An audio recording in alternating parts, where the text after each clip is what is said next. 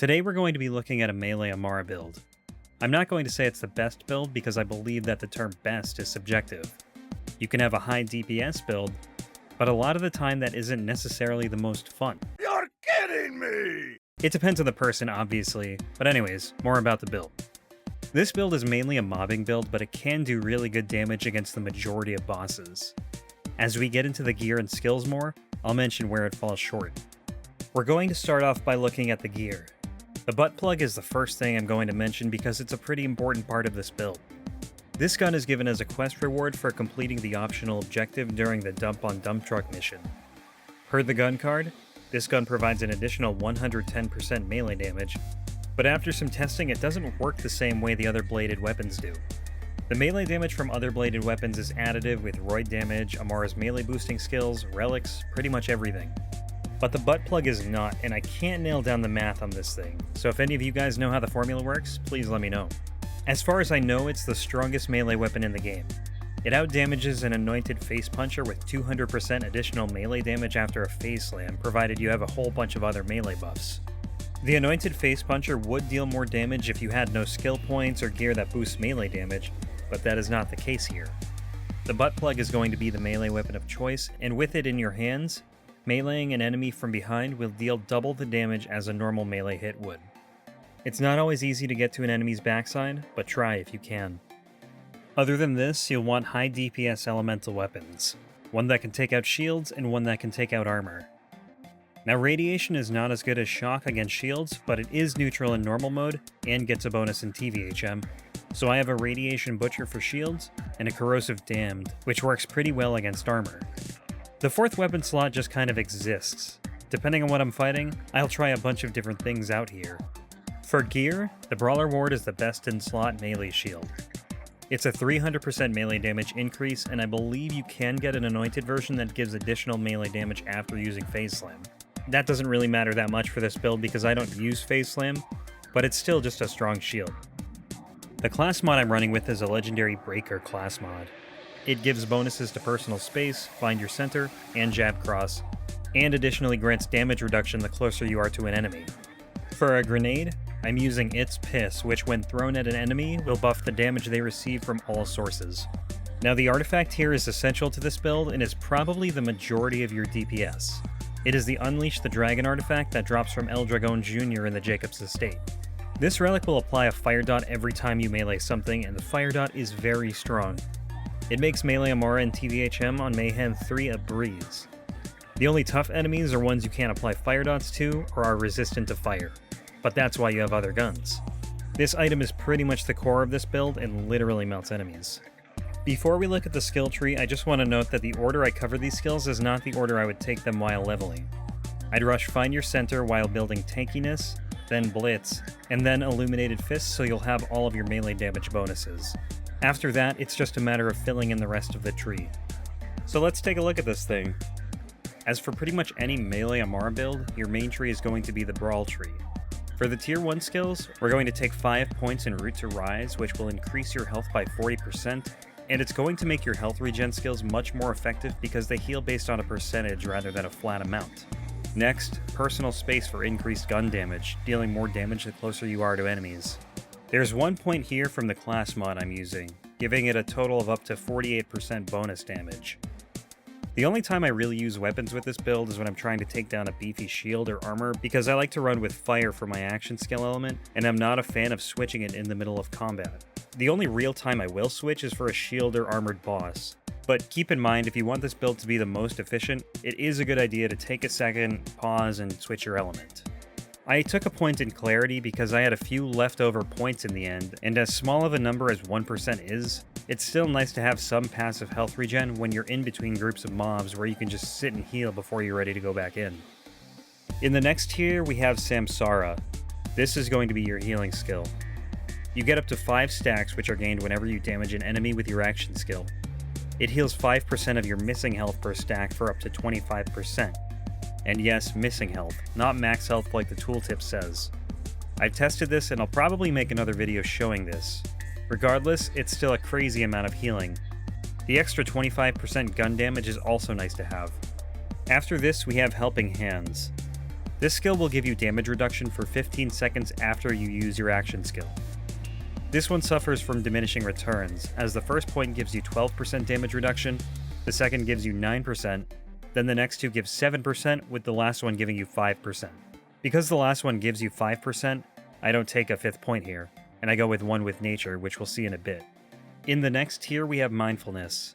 This skill will give you movement speed and shield recharge delay for every stack of mindfulness you have. You can have up to 25 stacks that last 5 seconds each, and they are gained by taking damage. Now this skill can be good and bad. It's good because the movement speed from this skill will help you close gaps, and if you're in a bad situation, can help you run and find cover. If you get a dot on you, every tick of the dot will give you a stack, and doing the math, 25 stacks will give you over 100% movement speed. The bad thing about this skill is the decrease in recharge delay.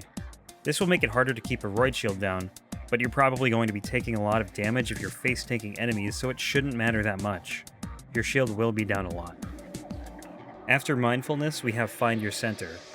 This will give you an additional 100% melee damage, and for 20 seconds after you use your action skill, it will increase your melee range by 75%. The second point here is just coming from the Brawler class mod. You can't actually put 2 points here. Next we come to One with Nature. This skill will increase your maximum health by 5% per point, and will give you damage reduction to your action skill element. My focus here was the additional health because I just wanted to get as tanky as possible and to make the health regen even more effective. As I primarily run with Soulfire for this build, this means more damage reduction to fire, which is probably the best element to build damage reduction against.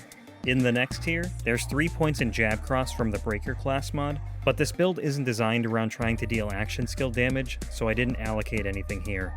I did take a point in Guardian Angel because it's literally a lifesaver. When you run into some nasty enemies like Anointed or badasses who just spam rockets at you, you're bound to go down and Guardian Angel will automatically pick you back up. Finally, we have Blitz. This skill will give you a short dash that you can use to close the gap on enemies, and the subsequent hit will deal bonus damage in your action skill element. If you kill an enemy with Blitz, the cooldown on it resets. Otherwise, it's an 8-second cooldown. Additionally, it provides another 100% melee damage. On Mayhem 3 and TVHM, I found that you're really not going to one-shot anything if you're not matching elements, which in running with fire means anything with a shield. But the cooldown isn't super long, and mindfulness will help with running from enemy to enemy. Next, we're going to look at the Fist of the Elements tree. We're going to go down pretty far in this tree because we want to get to Fist over Matter. Fist over Matter will phase grasp an enemy with one fist and then spawn several others, pummeling the phase grasped enemy. Every time the enemy is hit, or any other enemy not phase grasped is hit by these fists, we'll gain a stack of Samsara. It can give you 5 stacks and will usually give you, I'd say, at least 3 to 4, but it isn't a consistent way of getting 5 stacks. It really depends on what you phase grasp. You want to use it on the biggest enemies you can, because if it kills some trash mob after 2 hits, you're only getting 2 stacks. So try to use it on anointed enemies or badasses, because not only will they stay alive long enough to gain 5 stacks, but it also removes them from the fight. If there are none, just use it on whatever you can find. The first skill we're going to look at is Anima. This skill will increase the duration of dots, the damage of dots, and will further increase the dot damage of your action skill element. This is why I run with Soulfire. The fire dot from the Unleash the Dragon artifact is so powerful, and this makes it last even longer and deal more damage. In the next tier we have Tempest. This skill will increase elemental damage and will further increase your shock damage. Now this is another tooltip that is wrong. Shock damage actually only gets increased by 8% per point, not 10%. So it can only go as high as 40%, not 50%. But this is a multiplicative increase to your melee damage that you'll want to take because with the next skill, Illuminated Fist, your melee damage gets converted to your action skill element. Additionally, you gain an additional 75% melee damage. Elemental melee damage has its pros and cons. If you match elements, it makes your damage much more powerful, but if you don't, it makes it weaker than kinetic melee damage. After Illuminated Fists, we come to Wildfire. This skill will give your dot effects a chance to spread to a nearby enemy when you apply them. You'll definitely want this powerful fire dot to spread to other enemies. Next I took a point in Deep Well, which increases your mag size with elemental weapons. A higher mag size means less reloading and more DPS, which is good for when you need to use guns. After that, we'll pick up Indiscriminate. This is another gun skill that will give your bullets that damage enemies a chance to ricochet to nearby enemies and deal reduced damage. The effects are further enhanced when Phase Grasp is active. It's just another DPS increase that's good to take for when you're shooting enemies. Lastly, a point in Catharsis, which triggers an explosion in your action skill element when an enemy dies if that enemy had a dot on them. Anytime you melee an enemy and don't one-shot them, you're going to apply an elemental effect from the artifact, which means a lot of explosions. Finally, we're going to come to the Mystical Assault Tree, and we're going to put 2 points into Fast Hands. This will give additional reload speed, weapon swap speed, and mode switch speed.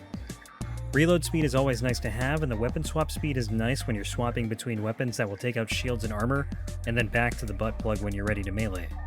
For the action skill, again, we're taking Fists Over Matter for the Samsara stacking. The augment will be a lure, which will form a singularity around the Phase Grasp target, pulling in nearby enemies and making Samsara stack faster. The main action skill element will be Fire, and will only be swapped for bosses that are shielded or have armor. Use elemental weapons for mobs with shields or armor unless you don't mind constantly swapping. When you Phase Grasp an enemy, make sure to get your 5 Samsara stacks and then you can go to town. The cooldown on Fists Over Matter is 28 seconds, which is 8 seconds longer than Samsara stacks are active for. These 8 seconds are when you are your most vulnerable and where you want to be careful. You will be your strongest the second you have 5 Samsara stacks, because you will also have Helping Hands for damage reduction, melee range from Find Your Center, and an extra bit of healing from Clarity. With this build, you're not going to be invincible, and it struggles against bosses that you either can't melee or put a dot on, which in running through TVHM, I think there were maybe 2 bosses like this. But for mobbing, it's great.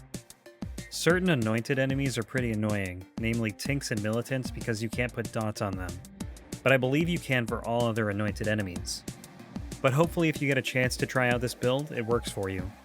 Anyways guys, let me know what you think, and if you have any other ideas or if you do anything differently, leave a comment. Thanks for watching everyone.